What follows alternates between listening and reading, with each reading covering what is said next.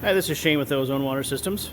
I often get asked how to find ozone leaks in systems, so I wanted to demonstrate a couple of options. This is one of our 3-cell units, and as you can see, there's a number of fittings that have potential leak spots in these units.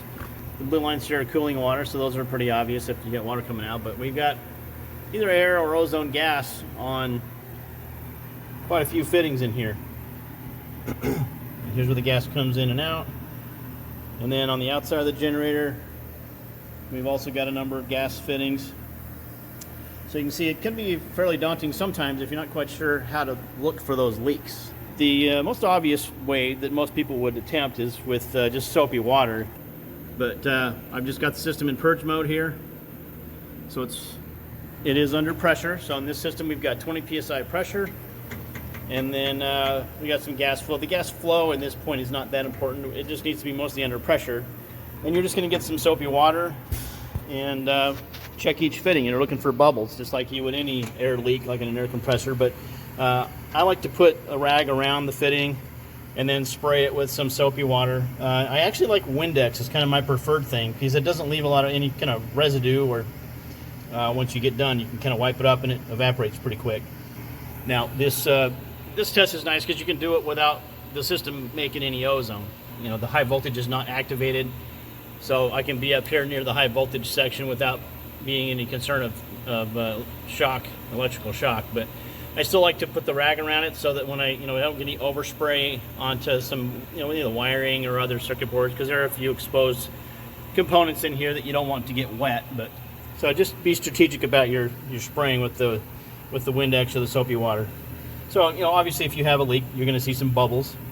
But there are times where these leaks are so small that you have a hard time picking them up with soapy water or, a bubble test.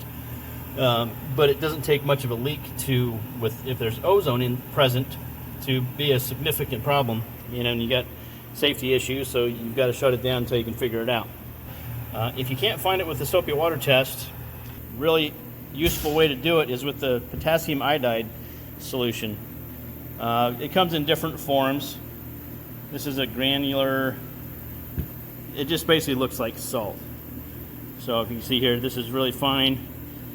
We do have, sometimes we get it in forms where it's more of like a salt rock, a little more of a gravelly consistency. It doesn't really matter.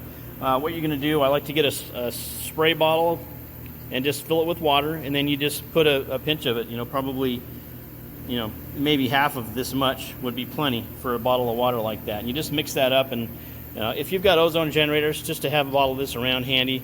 If you get too much of this, it can actually turn brown on its own, but what this stuff does, if it gets exposed to ozone, it actually turns brown. I'll demonstrate that for you here and let you see what it looks like when it actually finds a leak. So I've got some of that mixed up. You just get preferably a white rag so you can see when it changes color, and you just spray that on your rag.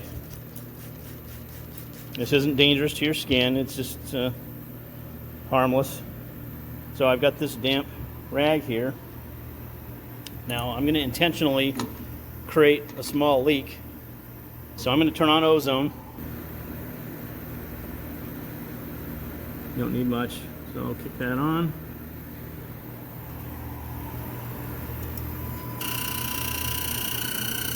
Now I'm going to put this around this fitting, and as soon as it gets exposed to ozone, see how it turns brown?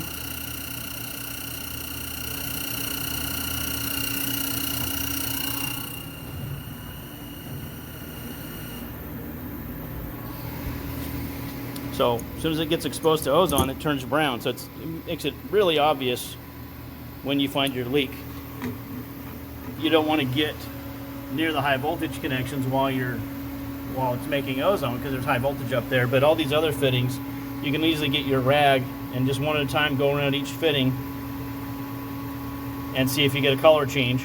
There's instances where obviously you're going to need to check these fittings potentially while there's ozone being produced.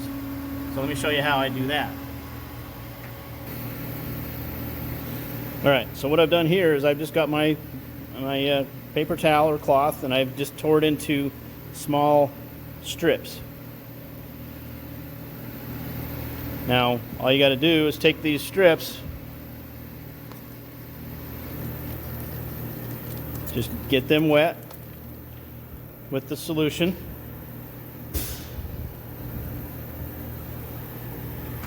Once you get those wet with your solution, you just put them around your fitting,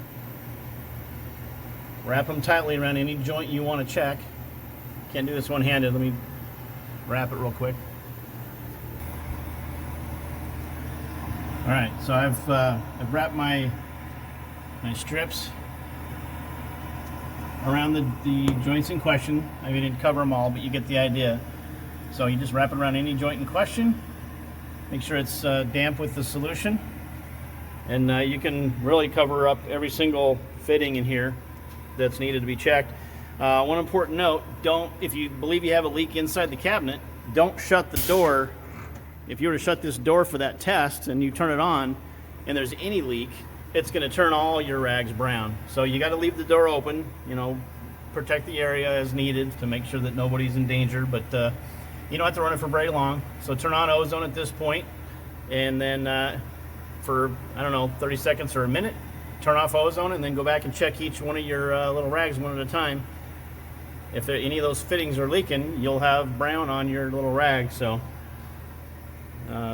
that's a very useful way to do it. So we, in our ozone generators, we always include a little cup full of the potassium iodide solution crystals. So all you need to do is get yourself a spray bottle, fill it with water, and then you can mix in some crystals and you've got your own solution.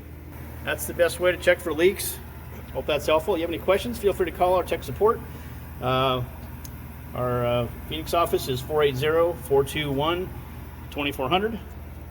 You can also email us, info@ozonewatersystems.com, and we're always here to help. Thank you.